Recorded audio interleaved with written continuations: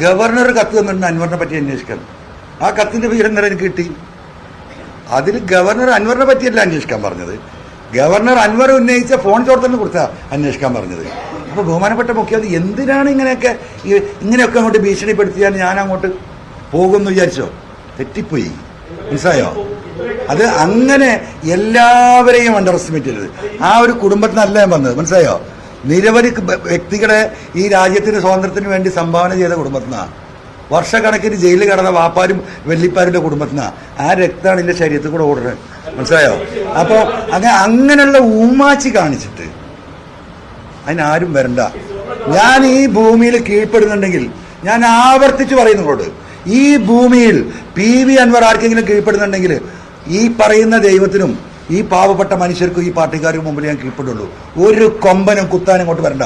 മുമ്പും പറഞ്ഞിട്ടുള്ളതാണ്, കൊമ്പുമായി ഇങ്ങോട്ട് വരണ്ടെന്നുള്ളത്.